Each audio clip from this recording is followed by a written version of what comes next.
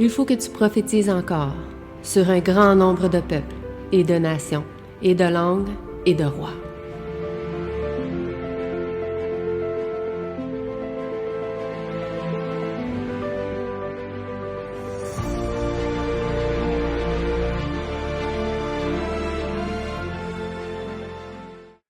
Donc, bonjour et bon sabbat à chacun de vous.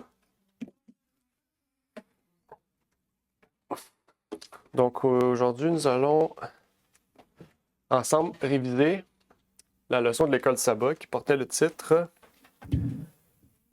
Les enfants adoptés et le double témoignage. Enfants adoptés et double témoignage.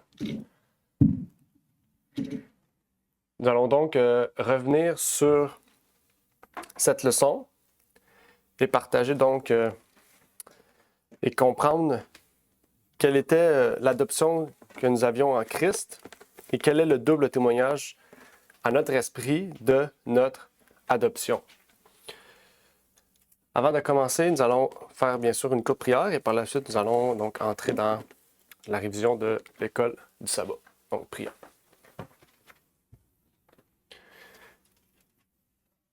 Notre Père est aux cieux, nous aimerions te remercier pour l'opportunité que tu nous permets de pouvoir partager ce sujet et réviser la leçon de l'école du sabbat au travers du livre de Romains. Seigneur, eh bien, puisses-tu nous bénir, nous exhorter et nous donner, Seigneur, ouverture d'esprit et pour nous permettre de bien comprendre ce que tu voulais nous faire partager comme message, Seigneur. Eh bien, c'est ma prière donc pour ces choses au nom de ton Fils Jésus-Christ. Amen. Amen. Donc,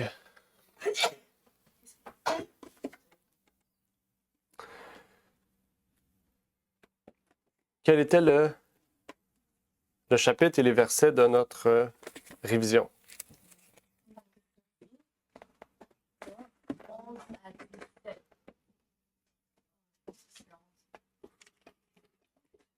« 11 à 17. » Je sais pas. J'ai pas mon livre avec moi. Je sais que c'est à 17, mais je sais pas, on va commencer de où. Je pense. Je suis dans un 10 à... OK, 10 à 17. OK, Baron a raison. Je sais, tu as vu dans ton livre. À moitié. OK.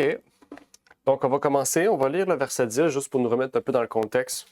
Chapitre verset 10, il nous disait « Mais si Christ est en vous, le corps est bien mort à cause du péché, mais l'esprit est vie à cause de la justice. » Donc, première question qu'on va se poser maintenant. Oups. Je peux pas. OK, je peux pas y aller. Ah, je comprends. C'est si Christ est en nous, qu'est-ce qui doit être révélé? Si Christ est en nous, qu'est-ce qui doit être révélé? Le verset 10 nous disait « Si Christ est en vous, le corps est bien mort à cause du péché, mais l'esprit est en vie à cause de la justice. » Donc, qu'est-ce qui doit être révélé en nous quand Christ est en nous?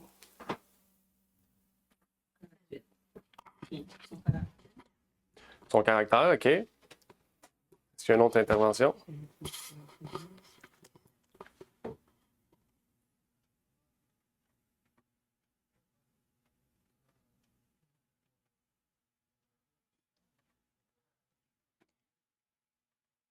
Sa justice? Sa justice. OK. Est-ce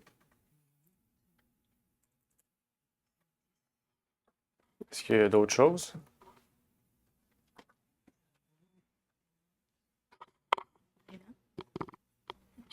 N'hésitez pas. Je mets des raccourcis. OK. On va lire un verset.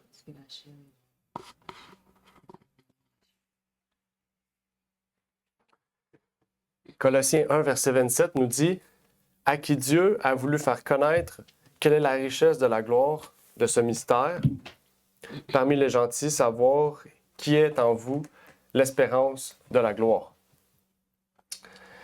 Donc, Colossiens 27 nous disait « Christ en vous, l'espérance de la gloire ».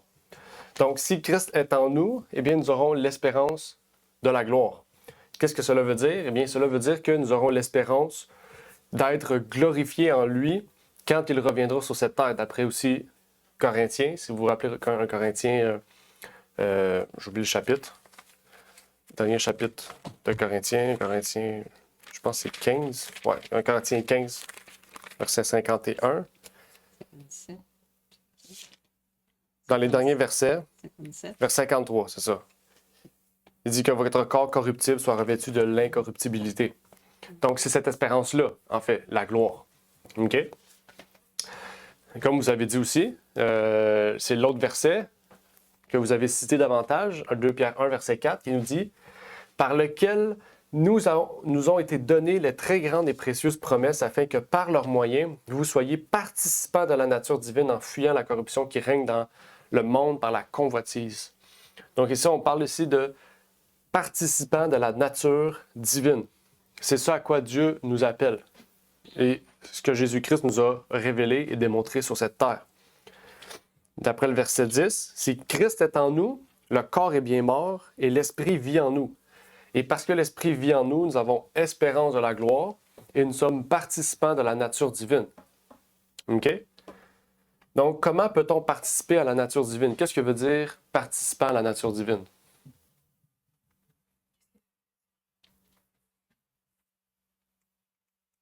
Que veut dire participant de la nature divine? On fait partie de l'œuvre du Christ. On fait partie de l'œuvre du Christ, OK? Le plan de la rédemption. Mhm. Pour sauver et racheter l'humanité à Ouais. l'état originel qui était avant le péché. OK. Est-ce qu'il y a d'autres réponses? Bon, moi, je vais dire se convertir à tous les jours, en obéissant à sa parole, en faisant sa volonté, refléter son caractère. Quand l'Esprit de Jésus-Christ vit en nous, c'est ça, participer à la nature divine. OK, parfait. Donc, oui. Dans 2 Pierre 1, verset 4, ça dit « Vous soyez participants de la nature divine en fuyant la corruption qui règne dans le monde par la convoitise. » Donc, quand on devient participant de la nature divine, comme Daniel a dit, c'est que notre conversion nous pousse à vouloir fixer nos yeux sur Jésus-Christ. Et quand on fixe les yeux sur Jésus-Christ, eh bien, on veut implémenter son caractère en nous. Et c'est ce qui va nous permettre de fuir la corruption de ce monde par la convoitise. Sinon, ça sera impossible. On va réussir partiellement. Comme les Juifs, en fait, ils vont réussir partiellement, mais on va oublier une partie qui est nécessaire à notre salut. Qu'est-ce qui est nécessaire pour réussir à faire cela? Manuscrit 49, Ellen White nous dit « Cela nécessite la prière, cela nécessite la foi, cela nécessite la compréhension pour devenir participant de la nature divine. » Compréhension de quoi? Eh bien, de la parole.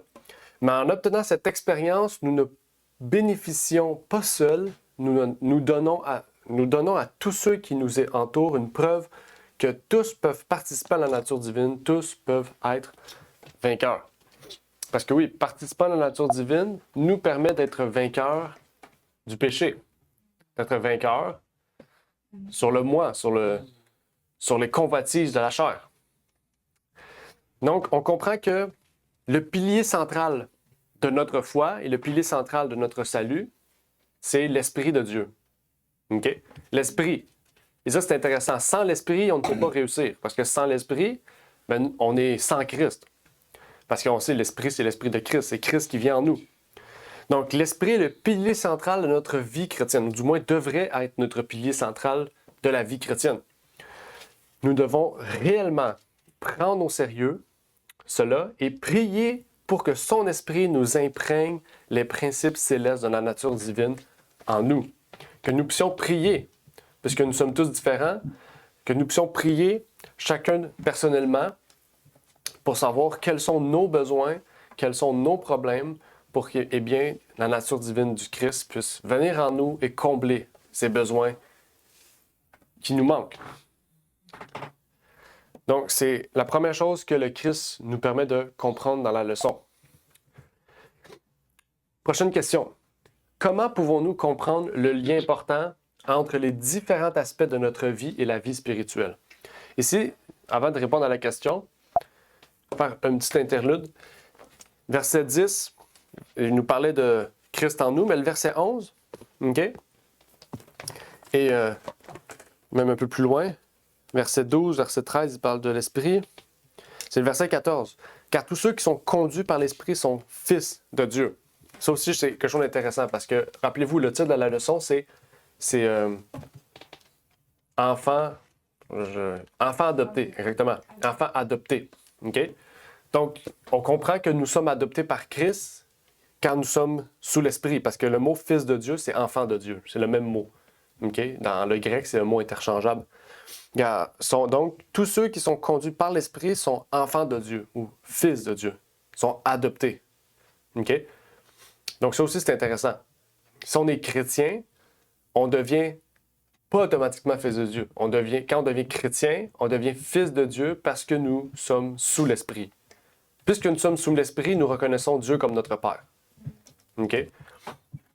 Ça, c'est intéressant. Je veux juste vous dire ça parce que là, on va aller dans la question. Là. Comment pouvons-nous comprendre le lien important entre les différents aspects de notre vie et la vie spirituelle?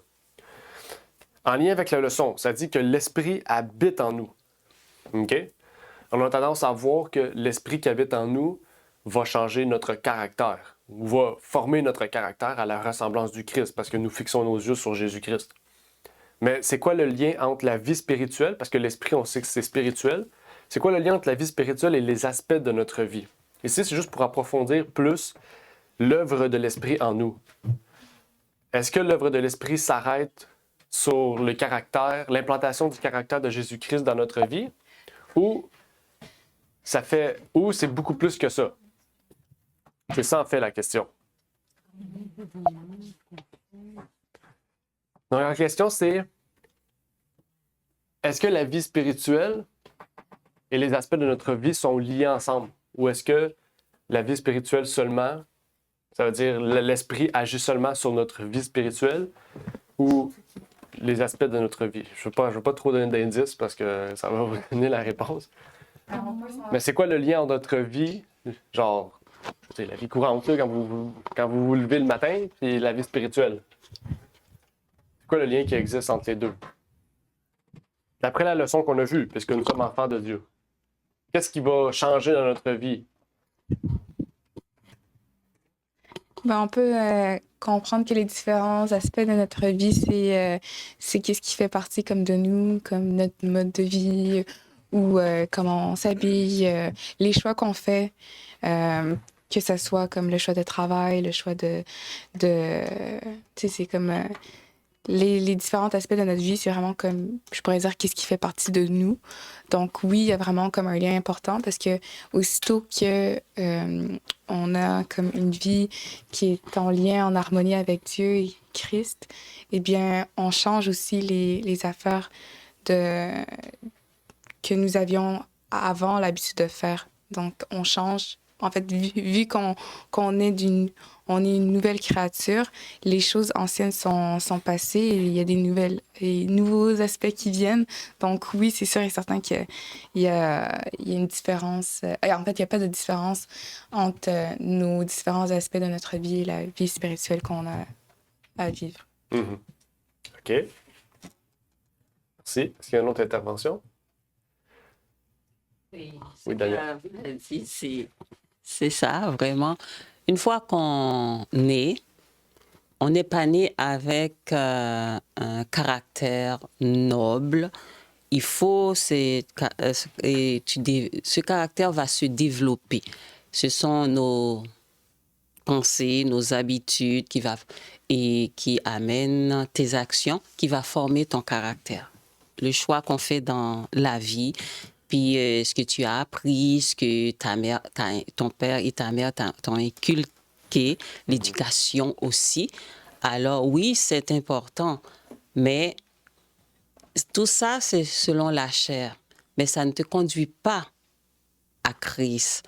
comme quoi c'est quand tu vas découvrir, tu vas avoir cette connaissance sur la parole de Dieu et que tu vas comprendre vraiment, c'est ça qui va t'amener comme quoi à avoir une vie spirituelle qui te conduit vraiment sur le droit chemin pour avoir la vie éternelle. On peut être vivant, maintenant on vit, mais on est considéré comme des morts vivants. Mais une fois que tu es en Christ, alors tu vis spirituellement. Tu as la vie. Amen. Est-ce qu'il y a une autre intervention?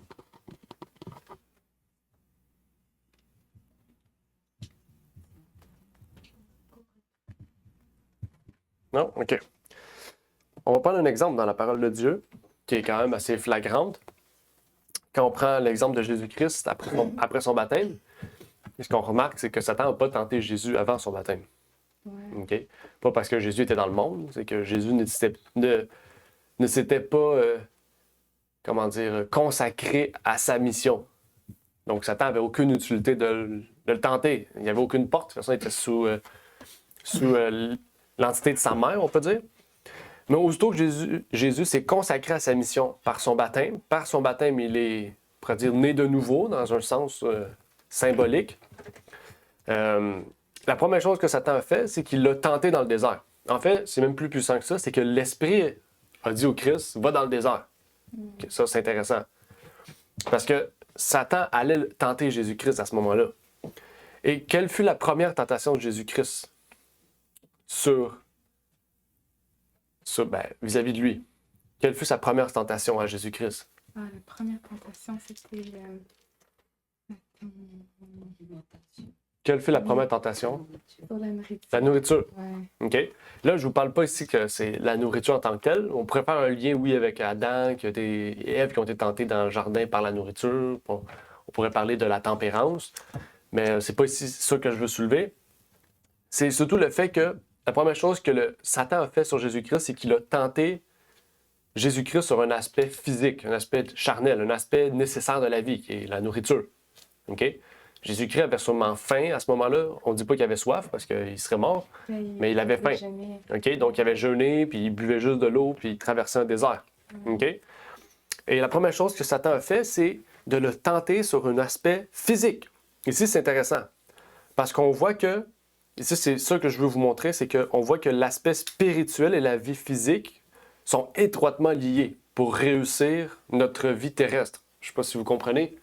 C'est que quand on est rempli de l'Esprit, que nous sommes enfants de Dieu, notre vie physique prend un tournant majeur, en fait. OK? Et c'est un des problèmes, je pourrais dire, du christianisme aujourd'hui. Et justement, hier, c'est intéressant parce qu'hier soir, justement, j'écoutais un podcast c'était 2 chanteurs chrétiens, mais il y avait une position différente. Puis il y en a un qui était comme, il disait, lui qui était un producer qui s'occupait du podcast, il disait, en tant que chrétien, la seule chose que Jésus veut, c'est, il veut qu'on change, c'est notre caractère. Puis après ça, il dit, tu sais, lui, parce que l'autre, il n'y avait pas la même conception, mais pour lui, sa conception, c'est comme, on peut écouter n'importe quelle musique, on peut regarder n'importe quoi, on peut faire n'importe quoi, on peut s'habiller, on peut manger n'importe quoi, c'est pas grave. La seule chose que Dieu veut, c'est notre cœur. Dans le sens, la seule chose qu'il veut, c'est notre caractère. Il veut qu'on change notre caractère. Puis l'autre était comme, ben moi, je suis pas d'accord, tu sais. Je veux dire, moi, je buvais avant, depuis que je suis chrétien, je bois plus, je vais pas recommencer à boire parce que maintenant, je suis en Christ. Je veux dire, il y a des choses qu'on faisait avant qu'on ne fait plus maintenant parce que nous sommes en Christ. Parce qu'on voit que c'est des tentations, c'est des portes ouvertes, puis c'est des choses, pas juste ça, c'est inutile. Je veux dire, on perd... En fait, c'est une façon de perdre notre temps, tandis que notre temps doit être consacré à Dieu et à son œuvre, même à nous personnellement, dans le sens à nous revigorer spirituellement. Okay? Parce que la guerre, c'est ça qui est intéressant, c'est qu'elle est très, très forte. Okay? Et on oublie ça. Jésus, n'oubliez pas, Jésus, il priait jour et nuit. Jésus, il priait des heures de temps. Il lisait tout le temps la parole de Dieu. Il parlait tout le temps de Dieu. Il ne prenait pas le temps, comme les pharisiens, d'aller boire un verre dans un bar ou d'aller côtoyer ou aller parler de toutes sortes de niaiseries, d'absurdités. OK? Pourquoi? Parce qu'il savait que sa mission sur cette terre, c'était d'amener des âmes à Dieu. OK? Quand on devient chrétien, notre mission, c'est la même chose. On dit on est pèlerin. Si on est pèlerin sur cette terre, pourquoi on consacre plus de temps aux choses de cette terre qu'aux choses célestes, si on n'est pas de cette terre? Je sais pas si on comprend. OK? C'est quelque chose quand même intéressant, puis c'est ça qui nous relève ici de Satan. Satan, il sait très bien que les choses physiques sont des choses qui peuvent nous amener à détruire notre force spirituelle, notre position spirituelle. Et donc ça nous amène à voir aussi que notre combat spirituel n'est pas un combat physique, mais les choses physiques prennent part à notre combat spirituel. OK? Donc, Jésus, il n'a pas dit « Moi, je ne mangerai pas cette roche-là », puis il a pris cette roche, puis il a genre brisé la roche. Non. Il a combattu par l'esprit. Il a répliqué par les paroles de Dieu face à un combat physique. Je ne sais pas si on comprend. Notre vie, c'est la même chose. Quand on fait face à des difficultés physiques, on ne le combat pas par des choses physiques, on le combat par des choses spirituelles, parce que notre combat physique, derrière ça, est causé par Satan lui-même. Donc, on voit ici la profondeur du combat spirituel. On a tendance à oublier ça. On a tendance à dire « Je prie le matin pour que Dieu me protège dans ma journée, me donne une armure, puis je vais être correct pour passer à travers ma journée phisique. » Tandis que tout au long de notre journée, Satan va nous attaquer, Satan va nous tenter, Satan va vouloir nous mettre des choses pour nous éloigner mentalement de notre environnement qui est spirituel. Donc, c'est pour ça qu'il faut toujours demeurer dans le chemin de Dieu. OK? Comme Galates le dit, Galates 2, verset 20, « Je suis crucifié avec Christ, et si je vis, ce n'est plus moi, mais c'est Christ qui vit en moi. Et si je vis encore dans la chair, je vis dans la foi au Fils de Dieu qui m'a aimé et qui s'est donné lui-même pour moi. » Donc, on comprend ici quelque chose de puissant, c'est que Christ a vu son combat physique, mais en fait, on a vu ce combat spirituel comme un combat aussi dans la chair. C'est ça que Paul dit que son premier mari veut toujours revenir, mais il s'est consacré au deuxième mari, qui est Jésus-Christ. C'est la même chose pour nous.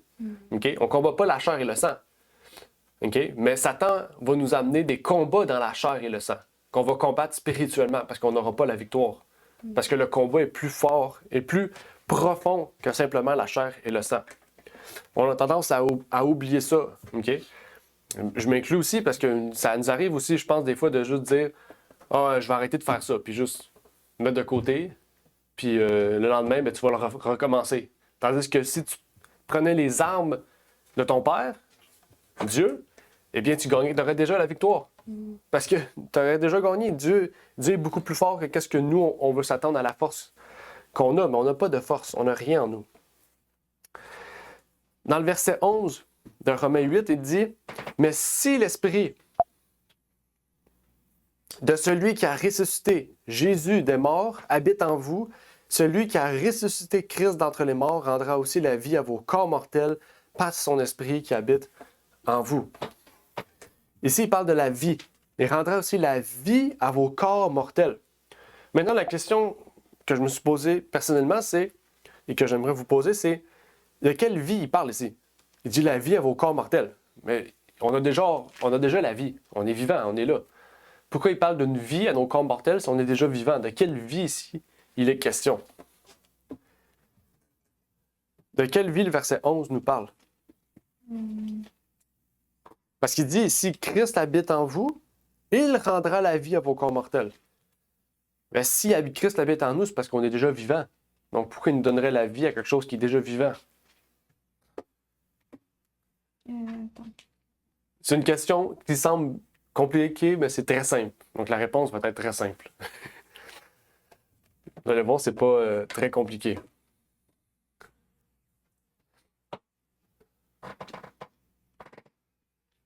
Du souffle, habite aussi Christ habite en nous. On est déjà vivant. Pourquoi répète encore pourquoi? Si Christ habite déjà en nous, il nous a déjà donné la vie. Pourquoi il nous redonnerait la vie si on a déjà la vie? De quelle vie il est question ici? Oui, Réna? J'ai vu que tu voulais lever ta main. Vas-y, réponds. Pourquoi? C'est pas bon? Comment tu sais que c'est pas bon si t'as pas répondu? Ben dis-le, vas-y. La vie quand on va aller au ciel, la vie éternelle. Oui, exactement, c'est la vie éternelle. Toi, il n'y a pas d'absurdité. Il n'y a aucune réponse absurde, aucune question absurde. faut poser toutes les questions, donner toutes les réponses. Puis si c'est pas bon, ben c'est pas grave, ça arrive de se tromper. Ça va juste nous amener à pousser à plus chercher. On est des étudiants de la Bible. On n'est pas parfait dans la Bible. Amen. OK? Je suis pas plus parfait. Des fois, Daniel peut me poser une question, n'importe qui, je vais dire, ah ben je sais pas. C'est normal, je connais pas toute la Bible. On est tous étudiants. Même moi, je suis pas un maître. Même si l'Hébreu dit on devrait tous être des maîtres, on est encore au lait. On devrait peut-être être la nourriture solide, c'est vrai. Mais on grandit. Fait que Karina, oui, elle a eu bonne réponse. On parle de la vie éternelle ici. OK? Oui, Ramna? Ouais. Moi, je trouve ça vraiment beau parce que c'est comme une comparaison, parce que Dieu avait dit à Adam et Ève, comme ne mangez pas du fruit de la connaissance du bien et du mal, vous allez être morts.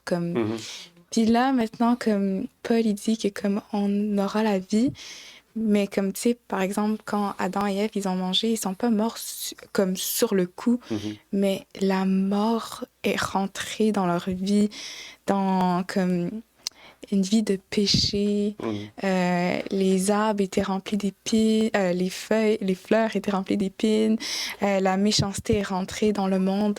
Puis là, maintenant, comme Paul, il dit que on aura comme une vie, mais notre vie, c'est comme une vie au ciel, déjà sur cette terre. C'est la paix avec Dieu et en tout cas, c'est vraiment dans un sens spirituel. Il est vraiment beau. Oui, exactement. C'est quelque chose de...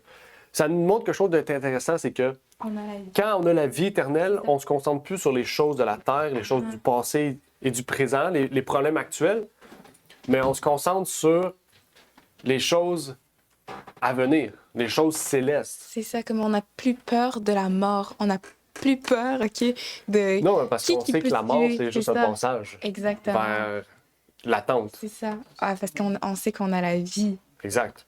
La vraie vie. Donc, c'est ça la question qu'on doit se poser. Est-ce qu'on a espérance et confiance qu'on a la vie éternelle? Ou est-ce qu'on se sent coupable de choses qu'on a fait, mais qu'on ne veut pas changer? Tu sais, c'est des questions qu'on doit se poser, en fait. Parce que des fois, on a dit, ben moi, je sais que je suis sauvé de toute façon. C'est peu importe ce que je fais, je suis sauvé. On comprend? Ou se dire, je sais que je suis sauvé, mais je vais toujours parfaire mon caractère pour toujours plaire à celui qui est mon père. Parce que c'est ça un peu, hein? C'est plaire à notre père. Quand on a des enfants, puis on obéit à nos parents, on sait que nos parents vont être contents. Puis s'ils sont contents, ben nous aussi, on va être contents. C'est la même chose avec Dieu. Si on obéit à Dieu, pas parce qu'on obéit, c'est parce qu'on aime Dieu puis qu'on sait que Dieu nous donne, comme Matthieu le dit, hein, de la même manière que vous donnez des bonnes choses à vos parents, Dieu ne vous donnerait pas des bonnes choses. Eh bien, Dieu nous donne des bonnes choses. Donc, quand on le fait, on agit par amour. Et parce qu'on agit par amour, eh bien, on le rend heureux, on le rend joyeux. Donc, nous sommes des joyeux. Donc, c'est ça, en fait. C'est quand même intéressant, la leçon. Et ça nous amène à mieux comprendre des concepts profonds. On va lire Maranatha. Il dit « Celui qui essaie d'atteindre le ciel, par ses propres œuvres, en observant la loi, tente une impossibilité. Il n'y a aucun salut pour celui qui n'a qu'une religion légale, une forme de piété. La vie du chrétien n'est pas une modification ou une amélioration de l'ancienne. » Ça, c'est intéressant. N'est pas une modification ou une amélioration de l'ancienne. Aujourd'hui, je vais prendre une petite pause là. Aujourd'hui, dans le christianisme, c'est ce qu'on voit. C'est que quand on est chrétien, on améliore notre vie ou on modifie notre vie. Mais c'est quoi? C'est une transformation de la nature. Notre vie est transformée. Quand une personne va nous voir avant d'être chrétien puis après, il va dire « Je te reconnais plus ». C'est ça une vie transformée. C'est pas le fait que maintenant je suis chrétien, ben, au lieu le matin de prendre mon téléphone, je prends ma Bible. Ça, c'est une modification. Mais vous n'avez pas changé, vous êtes le même. Vous avez juste changé certains aspects de votre vie. Mais la Bible nous dit que toute notre vie change. Tous les aspects de notre vie changent. Pourquoi? Parce que la vie spirituelle affecte notre vie physique. OK? Puis notre vie physique, c'est large. Ça peut être autant un travail, parce que maintenant, tu travaillais le sabbat, puis là, maintenant, tu te dis, je ne veux plus travailler le sabbat. C'est pas une modification, c'est une transformation. Puis là, pas juste ça, tu te dis, ben là, si je fais ça, ben là, maintenant, ben, je n'irai plus à tel endroit, parce qu'avant, j'allais dans les bars, maintenant, je n'irai plus. Au lieu d'aller dans les bars, je vais aller dans les groupes de prière. On voit ça, c'est pas une modification, c'est une transformation, là. Parce que ton temps, tout change, en fait. C'est quand même quelque chose de puissant. Elle continue, elle dit, il y a une mort à soi-même et au péché et une nouvelle vie en entier. Ce changement ne peut être accompli que par l'œuvre efficace du Saint-Esprit. Oui, parce que si on y va par nos propres forces, obéissant à la loi, on va y retourner quelque temps après. Ça va être un passage vers quelque chose qu'on s'attend merveilleux, mais qui va être trop grand pour nous. Mais en Jésus-Christ, par son Esprit Saint, ce qui semble trop grand devient facile et accessible. Parce que Jésus a rendu accessible la vie éternelle, a rendu accessible la nature divine à l'humanité. C'est ça qui est incroyable. En tant qu'humain, on ne peut pas concevoir ça. Dis ça à un humain. Demain, sors là, puis il va voir un athée, puis il dit « J'ai la nature divine en moi, parce que je suis enfant de Dieu. » Il va dire « qu'est-ce que tu dis? Dans une secte? » Mais c'est ce que la Bible nous dit, c'est ce que Paul dit ici. Parce que nous sommes en Christ, nous sommes participants de la nature divine. Est-ce que je suis Dieu? Non. Est-ce que je vais devenir un Dieu? Non. Mais on va devenir participant de la nature divine. C'est quoi le participant de la nature divine? C'est tout ce qui caractérise le divin, on va le représenter. Comme Moïse, quand il est descendu de la montagne, il était rempli de gloire. Il caractérisait la nature divine. Est-ce qu'il était divin? Non. Oui, Maria, je pense que tu avais... Non, pas l'intervention. Ah, OK. Ben, salut. Bonjour. Ah, c'est pas si pire. Il y en a des pires que toi. Merci pour me comparer. On n'est jamais en retard. On n'est jamais en retard. Le plus important, c'est qu'on soit là. Le plus important, c'est de ne pas être en retard pour la venue de Jean-Michel Roy. Exact, oui. Oh, Non, ça, si tu manques ça... oh non, on ne peut pas. Non, effectivement. Avançons un peu plus loin. Pourquoi j'ai marqué le verset 6? C'est pas le verset 6. Il parle des 20 discours. Où est-ce qu'il parle des 20 discours?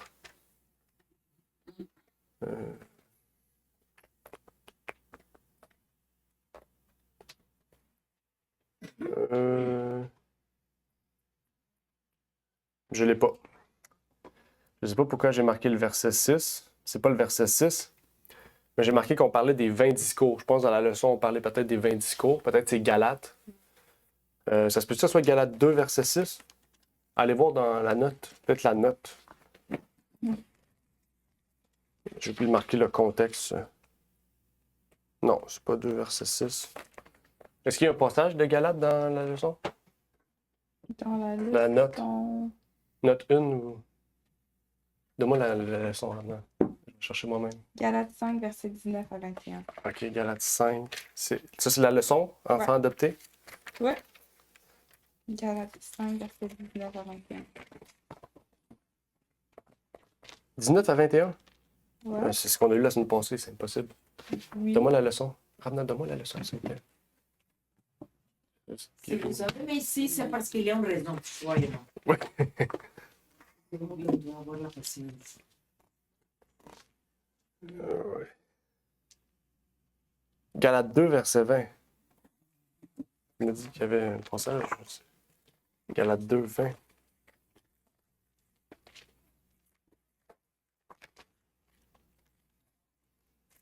Je suis allé voir. Galates 2. Non, c'est pas ça. Je sais pas c'est quoi, mais je vais poser la question parce que j'ai la question. Dans les notes.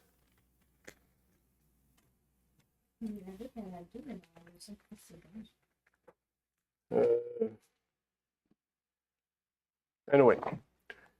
Faudrait que je trouve. Il y a un verset qui parle des 20 discours. Ça dit. Arnaud, tiens. Ok. Ça dit que vous n'allez pas faire partie des 20 discours. Je vais aller voir 30 secondes.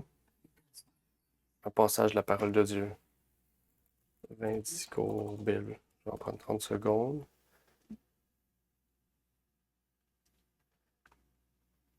Éphésiens 5, verset 6. Bon, j'ai trouvé le verset.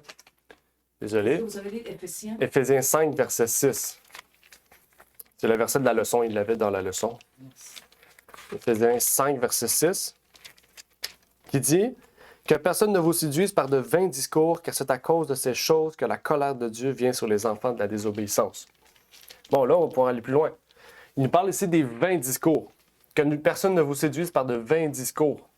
OK?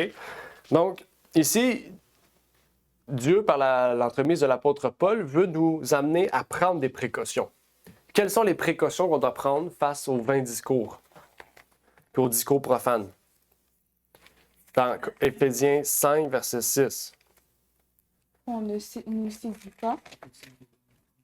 Hmm? On ne doit pas se laisser séduire. Oui. On ne doit pas se laisser séduire.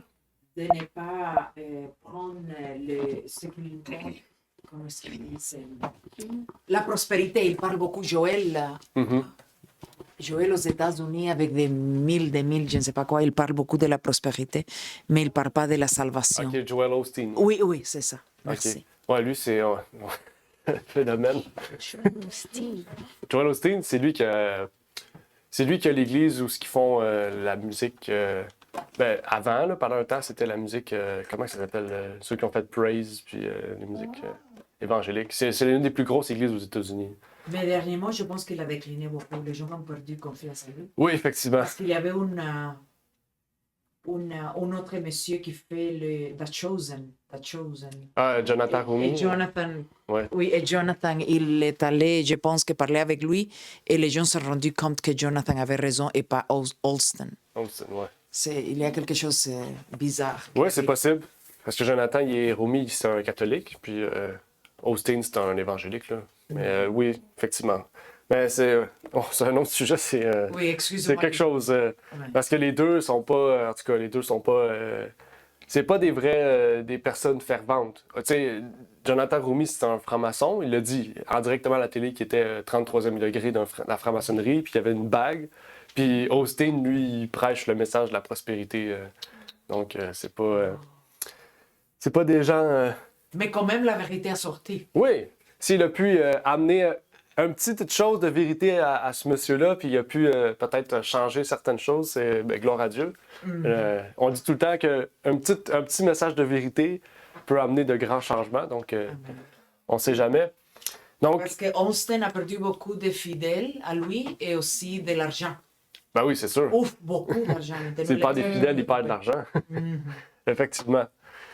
Donc, revenons à notre verset d'Éphésiens.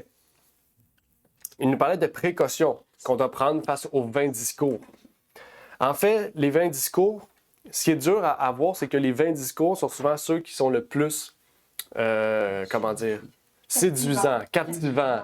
Ils ont des messages puissants, qui sont captivants, qui intéressent la chair plutôt que l'esprit. OK? Donc, qu'est-ce que Dieu veut? C'est qu'on ferme la porte à Satan face à ces vains discours. Mais comment fermer la porte à des gens qui sont charismatiques, qui ont beaucoup d'entre-gens, qui parlent bien, qui parlent directement à notre chair et à notre ego? Comment on fait pour fermer la porte à Satan? Parce que là, c'est plus juste le fait de prier. Ça peut être la prière, mais il y a plus que la prière. Qu'est-ce qui doit nous amener à fermer la porte à Satan? La Bible nous dit il faut connaître et pouvoir étudier la parole pour que nous puissions avoir l'armure du chrétien. Il veut en fait que plus nous étudions la Bible, plus que les vains discours ne nous atteignent pas. C'est ce qu'il disait au verset 6. Il dit « Car c'est à cause de ces choses que la colère de Dieu vient sur les enfants de la désobéissance. » Okay? Donc, si on est captivé par les choses, les vains discours, c'est parce qu'on n'est pas obéissant, on est désobéissant. C'est parce qu'on n'obéit pas. Qu'est-ce que Dieu veut? C'est quoi l'obéissance? Dieu nous dit la foi vient de ce qu'on entend vient de la parole de Dieu. Donc, plus qu'on étudie la parole de Dieu, plus qu'on a de foi, puis plus qu'on a de foi, plus qu'on n'est pas déconcentré ou déconnecté des choses de Dieu. C'est-à-dire déconnecté des choses par les vains discours, par les menteurs, par les grandes philosophies de ce monde. Mais on est vraiment concentré par les doctrines et le message de Dieu dans la parole. Et on demeure enfant de Dieu. Hein? Parce qu'il dit, la colère de Dieu vient sur les enfants de la désobéissance. Mais nous, si on est enfant de Dieu, c'est parce qu'on n'est pas désobéissant. C'est parce qu'on aime notre Père céleste. On est enfant adoptif. On aime notre Père. Si on est désobéissant, c'est parce qu'on n'aime pas notre Père. Donc, on ne fait pas les choses qu'il veut qu'on fasse. Disons une citation intéressante. Elle nous dit « Trop souvent, ceux qui prétendent être chrétiens permettent à l'ennemi d'accéder à leur esprit. Ils reçoivent facilement ces suggestions et cela provoque une pénurie de pouvoir spirituel, une grande et lamentable confusion. Des erreurs sont commises et des moments précieux et dorés sont pris pour éliminer les résultats de l'œuvre de Satan. Ne devrions-nous pas confesser les péchés qui ont déshonoré Dieu, mis en péril les âmes et gaspillé les heures qui auraient dû être consacrées à proclamer la vérité actuelle? On est dans cet état du monde-là, où on utilise toutes sortes de choses pour proclamer le message, soi-disant. Okay? Toutes sortes de choses. On utilise plein de plateformes, plein d'outils. Je pourrais faire un pupitre avec le logo de la croix, puis ça serait une forme de prédication pour plusieurs. Okay? Aussitôt qu'on utilise le nom ou l'image de Jésus, on dit que ça, c'est de l'évangélisation, puis que c'est de la proclamation de l'Évangile. Okay? Mais c'est quoi réellement la proclamation de l'Évangile? C'est proclamer la vérité actuelle. C'est ça que la Bible nous dit. La vérité actuelle. Amen. OK? Donc, c'est pas juste le fait de mettre un symbole de croix ou de mettre, comme dans les Chick-fil-A, quand tu ouvres la boîte, c'est écrit Jean 3,16. Ça peut être une forme d'identité à Jésus-Christ. Mais c'est pas une forme de prédication, nécessairement. OK? C'est une reconnaissance de l'identité. Je sais pas si vous comprenez. OK? C'est pour dire, moi, je suis chrétien, je marque ça là. Mais est-ce que c'est pour dire, moi, je suis chrétien, je veux que les gens savent qu'ils sont chrétiens puis qu'ils se convertissent par ce verset-là? J'aimerais ça que Chick-fil-A, ben là, ils ne m'écouteront pas parce que je suis français, que Chick-fil-A fasse une statistique de savoir combien de gens se sont convertis en lisant Jean 3,16 sur leur boîte de carton. D'après moi, c'est un nombre très minime pour l'argent investi, pour personnaliser une boîte, pour mettre le petit Jean 3,16. Je ne sais pas si vous comprenez l'investissement face au rapport. Donc, c'est ça, en fait, qu'on devrait se poser comme question. Si on est réellement enfant de Dieu, nous allons écouter les paroles de l'Esprit quand il vient à notre cœur. Maintenant, une autre question. Comment l'Esprit fait impression sur notre esprit? Comment l'Esprit de Dieu vient à notre esprit pour nous amener à suivre la vérité ou pour nous ramener dans le droit chemin? Quelles sont les méthodes que Jésus utilise pour nous parler, à nous? Oui. En ouvrant nos cœurs avec humilité. Oui. En ouvrant nos cœurs avec humilité. OK. L'humilité. Amen. Quoi d'autre? Notre conscience. Notre conscience. Avec notre conscience. OK. Il vient par notre conscience pour nous parler. OK. Fait qu'il vient directement à notre esprit pour nous dire... Oups! Nous dire, ça c'est mal, ça c'est bien. C'est à toi de l'accepter. Si tu veux, tu l'acceptes, sinon... OK. tu rejettes. Désolé. Est-ce qu'il y a d'autres méthodes par lesquelles l'esprit vient faire impression sur nous? Oui. La prière et la jeûne. OK. Oui. La prière et le jeûne. Prière et jeûne. Ben, jeûne et prière, effectivement. Oui, Rina? Sorry. Non, c'est correct. Des bénédictions. OK. Les bénédictions. Étude Étude. OK. Par la parole. par la parole. OK. La lecture. OK. Quoi d'autre? Par le baptême. Par le baptême. OK. Oh. Donc, Et- naissance. Né de nouveau. OK. Ouais, Daniel vient de dire ça. Nouvelle naissance. OK. Nouvelle naissance. OK. Merci. I'll keep it. On va aller lire certains versets. De quelle manière l'esprit fait impression. Quand on dit fait impression, c'est que l'esprit nous contacte. Par quel moyen l'esprit nous contacte pour nous amener dans le droit chemin ou nous ramener dans le droit chemin? Je ne sais pas si on comprend. OK? Donc, c'est important de comprendre. OK? Quel moyen il utilise? 2 Pierre 3, verset 16. 2 Pierre 3, verset 16. 2 Timothée 3, verset 16. Désolé. 2 Timothée 3, verset 16 et 17. C'est un verset que vous devriez connaître. Je le cite souvent parce que c'est très, très, très important pour notre vie. Ça dit, « Toute écriture est inspirée de Dieu et est profitable pour la doctrine, pour la réprobation, la correction, l'instruction dans la justice, afin que l'homme de Dieu soit accompli et complètement équipé pour toute bonne œuvre. » Donc, comme on a dit, et ce que Marie a dit, c'est intéressant, par le jeûne et la prière, le jeûne et la prière, c'est pas juste un moyen de nous connecter à Dieu d'une façon plus profonde, en nous limitant aux choses physiques pour nous concentrer sur les choses spirituelles. Par le jeûne et la prière, on rouvre la porte à notre cœur pour que l'Esprit vienne faire impression directement sur notre esprit. Mais pas juste ça. Le jeûne et la prière aussi nous amènent à ce que l'Esprit nous amène à peut-être dire, mettons, Proverbe 16, verset 23. Là, tu vas aller lire Proverbe, là, ça va toucher ton cœur, puis tu vas comprendre quelque chose de puissant que tu as besoin dans ta vie. Je ne sais pas si on comprend. Le jeûne et la prière ouvrent la porte à l'Esprit pour toutes les méthodes que Dieu a amenées dans la parole pour nous toucher. Songes, visions, rêves, peu importe. OK? C'est totalement différent de tout ce qu'on peut avoir dans notre vie. Je ne sais pas si on comprend. OK? Le jeûne et la prière ouvrent la porte vraiment à tous les outils de l'Esprit pour nous atteindre. Le micro commence dans mes jambes. Mais ici, c'est intéressant. C'est aussi, si on prie Dieu le matin pour dire « Dieu, guide-moi plus proche de toi, guide-moi dans la vérité », il ne va pas faire ça comme ça, miraculeusement. Je ne sais pas si on comprend. Okay? On ne va pas être en train de travailler que « Oh, j'ai compris la vérité ». C'est pas comme ça que Dieu agit. Il peut agir comme ça pour nous reprendre sur quelque chose qu'on a mal fait, sur quelque chose qu'on n'a pas bien dit ou qu'on n'a pas fait, qu'on a négligé, venir à notre esprit nous dire « T'aurais dû faire ça. T'aurais dû dire ça. » Okay? Mais quand on demande ça à Dieu puis qu'on étudie la parole de Dieu, Dieu va être capable de faire impression sur notre esprit pour dire « Ça, c'est un verset qui te concerne toi. Reprends le droit chemin.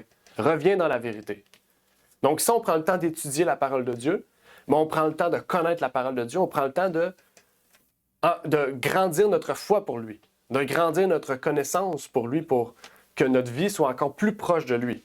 Okay? Donc, il fait impression par, oui, la prière, jeûne et prière, par les Écritures. Il y a un autre moyen aussi, 1 Pierre 4, verset 11. Ce moyen-là, il y a deux sous-moyens. Je ne sais pas si on comprend. Dans ce moyen-là, qu'on va lire, il y a deux méthodes puissantes. 1 Pierre 4, verset 11. 1 Pierre 4, 11 nous dit « Si quelqu'un parle, qu'il parle selon les oracles de Dieu. Si quelqu'un exerce un ministère, qu'il l'exerce selon la force que Dieu lui communique, afin qu'en toute chose, Dieu soit glorifié par Jésus-Christ, à qui appartient la louange et la domination pour toujours. » Qu'est-ce que ça dit ici? Si quelqu'un parle, qu'il parle selon les oracles de Dieu. Quel moyen Dieu utilisait dans l'Ancien Testament pour reprendre son peuple? Les oracles de Dieu, les prophètes. Okay? Donc, dans l'Église, il se peut que des gens reçoivent des prophéties, des visions, peu importe, des choses, des messages particuliers qu'il doit donner aussi à une personne. Okay? En dehors de l'Écriture, parce qu'on a vu, par l'Écriture, on peut utiliser l'Écriture pour reprendre un frère, corriger un frère. De la même manière que nous, personnellement, on peut étudier la parole pour nous amener plus proche de la vérité. Je ne sais pas si on comprend. Donc, ça veut dire qu'on peut voir un frère qui agit mal, aller le voir et utiliser la parole comme un outil pour le reprendre. Si on est des vrais chrétiens, il va l'accepter, puis il va se poser des questions, puis prier Dieu. S'il n'est pas un vrai chrétien, je dis c'est important, il va agir d'une manière à « ça touche mon ego, lui, j'aime pas cette personne-là. » C'est la manière que Satan agirait. Okay? Au lieu de prendre ça, de prier, puis de dire « est-ce que c'est vrai? » On va le prendre, puis on va créer une division. Okay? Donc, les paroles des autres. Intentionnellement, ça j'ai dit, il y a deux sous-choses, c'est que intentionnellement, c'est-à-dire Dieu révèle une chose à une personne pour aider la foi d'une autre personne dans l'Église. Mais il y a non intentionnellement aussi, qui est Philémon 1, verset 7. On n'utilise pas souvent, on va aller lire si je le trouve. Philémon 1, verset 7, ok, je l'ai. Philémon 1, verset 7, c'est avant hébreu. Il dit « Car nous avons une grande joie et une grande consolation en ton amour, parce que les entrailles des saints sont rafraîchies par toi, frère. » Philémon 1, 7. Donc ici, il dit que non intentionnellement, par nos paroles, par nos actions, par qu'est-ce qu'on fait là présentement, par exemple, ça pourrait toucher le cœur d'une personne, ce qu'on dit là. Ce qu'on fait là, ça pourrait toucher le cœur non intentionnellement d'une personne. Parce qu'il s'est réveillé le matin et il a dit « Dieu, parle-moi ». Mais moi, je ne sais pas que Dieu a dit « parle-moi ». Mais Dieu a utilisé moi ou une autre personne ici qui va peut-être commenter pour toucher le cœur d'une personne qui a demandé à Dieu de venir le toucher. Je ne sais pas si on comprend la distinction. C'est que Dieu va utiliser des personnes intentionnellement et non intentionnellement pour nous ramener dans le droit chemin, pour nous guider dans la vérité, ou personnellement aussi, pour nous amener vers un endroit où on connaissait pas, puis qu'on a demandé à Dieu de connaître pour mieux le servir. C'est comme ça, c'est des méthodes que Dieu utilise pour faire impression sur notre esprit. Donc, il faut les prendre au sérieux, parce qu'on a tendance à voir que, mais ma foi, c'est entre moi et Dieu. OK? C'est vrai.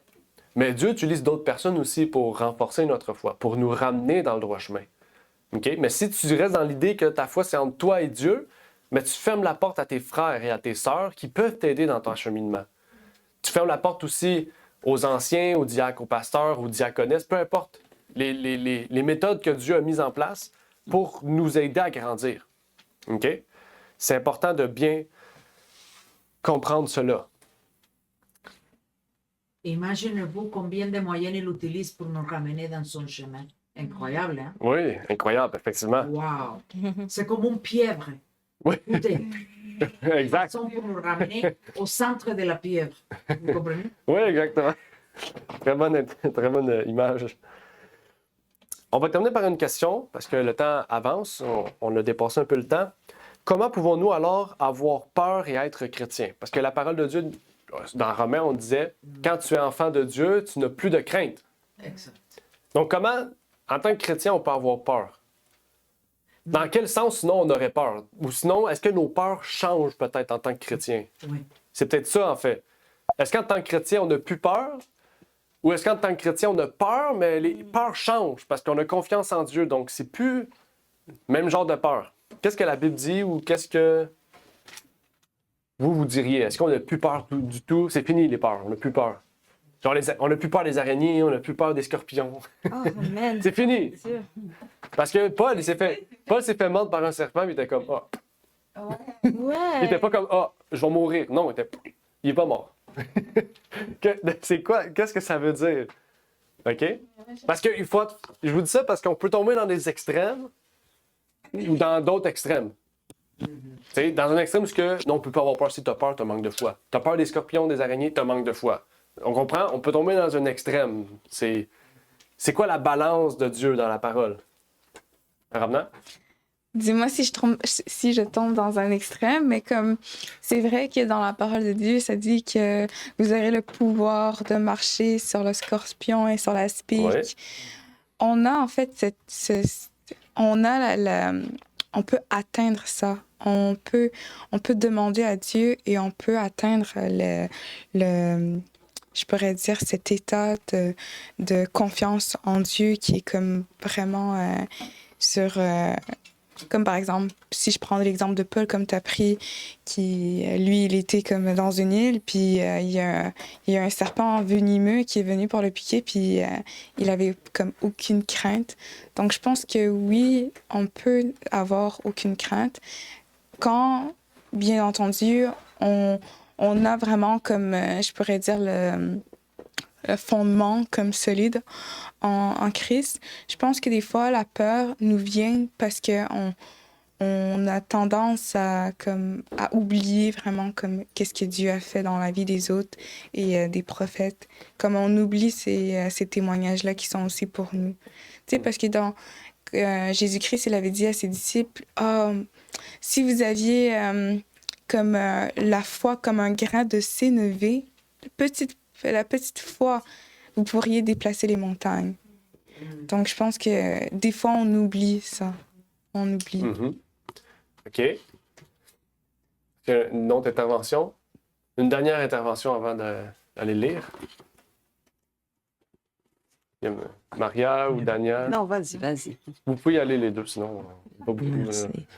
Et je pense que la peur, c'est ce transfert. Quel mot vous avez utilisé tout à l'heure? Non, vous n'avez pas utilisé transfert. Elle est différente. Nos peurs changent.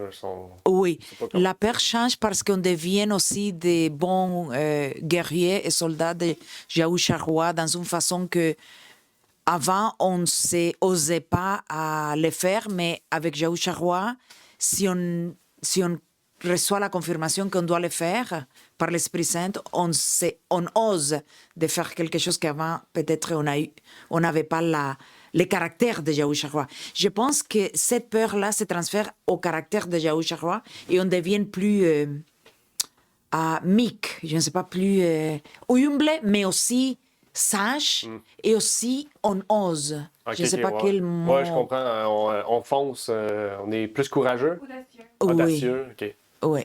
Mais je pense que le daily père de araignée, de tout ça, c'est pas trop facile de se débarrasser de ça. Mais quand même, les autres pour approcher les jeunes, pour les amener à la foi, on a plus de courage de parler dans la rue, dans les métros, publiquement. On n'a pas peur de ça plus parce qu'on sait que les gens vont écouter, que les gens vont te remercier pour les amener, pour les s'en sortir de l'addiction ou de je ne sais pas quoi problème. Parfois, ils ont des autres types de problèmes. Merci. Hmm. Oui, Daniel? Ah oui, ce que j'allais dire, cette peur-là, c'est qu'on a, c'est Satan qui le provoque en nous, qui met en nous. Quand il y avait la tempête, OK, sur la mer, les disciples étaient là, Jésus était avec eux. Les disciples, à un moment donné, ils avaient peur. Pourtant, je ne dis pas qu'ils n'avaient pas raison d'avoir peur. Oui, moi, si j'étais parmi eux, oui, j'allais avoir peur. Mais pourtant, Jésus dormait tranquillement. Il dormait tranquillement, il n'avait pas peur. Pourquoi? Il avait cette confiance en son Père. Pourquoi on a peur? C'est cette manque de confiance qu'on a en notre Père céleste. Comme tu viens de le dire, regarde Paul, il y avait une sorte de vipère, puis même si le vipère l'avait mordu, là, puis il n'avait pas peur. Et Aravna vient de dire, Dieu nous donne cette puissance-là de marcher sur les scorpions, sur tout. Mais cette peur qu'on a nous empêche d'avoir cette puissance de marcher sur tout ça. Pourtant, notre Père Céleste nous donne cette puissance pour ne pas avoir peur. Alors, qu'est-ce qu'il nous faut? C'est lui demander dans la prière de remporter la victoire sur cette peur-là qui nous entoure à chaque fois qu'on fait un pas. Peur de s'exprimer, ça c'est un peur. Le fait que tu as une timidité profonde et que tu as peur de parler à cette personne. Peur, peur, peur tout le temps. Alors, c'est Satan qui nous tasse. Il veut qu'on demeure dans cette peur-là pour ne pas avancer. Alors, c'est ça, il faut prier là-dessus chaque jour pour que Dieu nous donne la force pour remporter la victoire sur cette peur, sur la peur. Amen. Bien dit, Daniel. Amen. Wow. Amen. Alors, j'ai appris de Daniel, la très belle madame ici, que quand on est trop anxieux Et trop peureux, je ne sais pas quoi, qu'on doit tout de suite se rappeler de Yahushua Roi Jésus dans les bateaux qui dort, qui se repose, pour rendre l'anxiété plus bas et dire, OK, calmez-vous Maria, ou calmez-vous Daniel, ou calmez-vous Aravna, ou calmez-vous Luni, ou calmez-vous Rina. On se dégonfle. Et merci beaucoup Daniel pour ce passage. Merci. Parce qu'on doit vraiment se dégonfler quand on est anxieux. Amen. Ah, les circonstances de la Merci. Amen. Merci pour cette promesse. Effectivement, je ne vais pas trop élaborer. On a quand même bien parlé ensemble. Toi, qu'est-ce que t'en penses? Ah, ben, rien à dire. C'est pas moi ce qu'il en pense, c'est ce que la Bible pense. Moi, j'ai rien à dire. Mais la parole de Dieu est claire aussi. Il faut comprendre aussi, c'est ça, faire la différence entre la peur du physique et la peur du spirituel. On a tendance à mélanger les deux. Physiquement, la peur, c'est une émotion, c'est plutôt c'est quelque chose de naturel dans l'homme. OK? Maintenant, comment tu réagis face à la peur, c'est ça qui va différencier quand tu es en Jésus-Christ. Parce qu'on a beau avoir peur. Souvent, on a peur de l'inconnu, c'est souvent ça. Hein? Tu as peur de scorpion parce que tu sais pas comment il va réagir. Tu sais pas qu'est-ce qu'il va faire. Fait que t'es comme, qu'est-ce que je fais? Si je bouge, il va courir après moi. On a peur de... Puis souvent, plus c'est petit, plus qu'on a peur, parce que plus qu'on voit pas ce qui se passe. Hein? Donc, la peur, c'est quelque chose de naturel. Mais comment réagis-tu avec la peur? C'est ça, en fait, la différence. Est-ce que Paul avait peur des serpents ou non? Je sais pas. Peut-être qu'il avait peur des serpents. Mais il avait mis sa confiance en Dieu pour que, même si je passe, peu importe comment il va réagir, Dieu est avec moi. OK? Est-ce que Jésus-Christ avait peur ou non des tempêtes? Peut-être pas. Peut-être qu'il avait peur, mais il dormait parce qu'il avait confiance en Dieu que peu importe ce qui va arriver, ben, il a confiance que Dieu va le sauver, que Dieu va être là auprès de lui. Donc, on doit remettre nos peurs entre les mains de Dieu. Et En fait, c'est ça aussi. On a parlé que la peur peut nous rendre faibles aussi, spirituellement. La peur peut nous mener à l'incrédulité. On peut voir l'exemple du peuple d'Israël. Le peuple d'Israël, est-ce qu'il avait peur? Oui. Il avait peur ils ont dit, Moïse, tu nous amènes dans la mort dans le désert. On veut retourner en Égypte. Pourquoi? Parce qu'il avait peur de mourir. Il n'avait pas confiance en Dieu par Moïse. Donc, ils ont mis leur crainte au-dessus de leur foi. Et l'inverse. Dans les épreuves, c'est normal d'avoir peur, d'être anxieux ou stressé. Mais quand on remet tout entre les mains de Dieu, cela renforce notre foi, en fait, à passer par-dessus l'épreuve. Parce qu'on a tendance à voir que tout ce qu'on passe, c'est impossible de vaincre. Mais non, tout ce qu'on passe, c'est parce que Dieu nous les rend possibles, en fait. La Bible nous dit que Dieu ne donnera pas des choses qui sont impossibles pour nous. Donc, si on passe par quelque chose, c'est qu'on est capable de passer par-dessus. Maintenant, Dieu, ce qu'il veut, c'est que appuie-toi sur moi pour que tu aies plus de foi et que tu puisses passer par-dessus. C'est ça que Dieu veut. Donc, la chose, c'est pas le fait d'avoir peur. C'est normal d'avoir peur. Mais comment réagis-tu avec la peur? Qu'est-ce que tu fais de cette peur-là? Comment l'utilises-tu? Est-ce que tu as peur, tu te retires, ou est-ce que tu as peur, tu t'affrontes? Parce que tu as confiance en Dieu. Comment agis-tu avec ta peur? C'est ça qui va faire en sorte, en fait, quand on voit la parole de Dieu, c'est ça qui va montrer. Parce que Moïse avait peur aussi, sûrement. Abraham avait peur, mais ils ont mis leur peur de côté, ils ont mis leur foi en avant. Même s'ils ne savaient pas ce qui s'en allait. La peur, Oui. on doit les surmonter d'une manière efficace avec la sagesse de la parole. Exact. Oui. Amen. Exactement. Donc, on va terminer ici. On va faire une courte prière. Et c'était la leçon donc, de Romains 8, versets 10 à 17. Donc, la semaine prochaine, on va terminer le chapitre 8.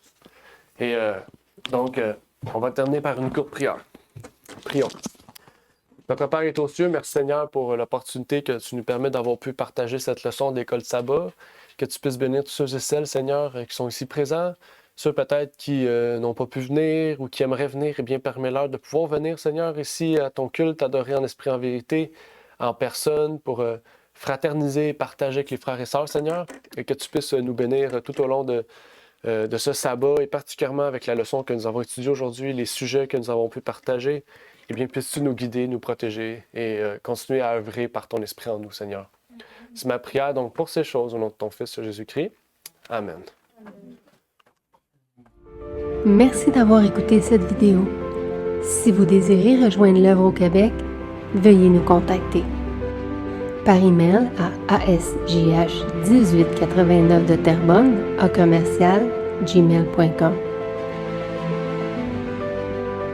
et via Facebook à commercial asjh1889 de Terrebonne.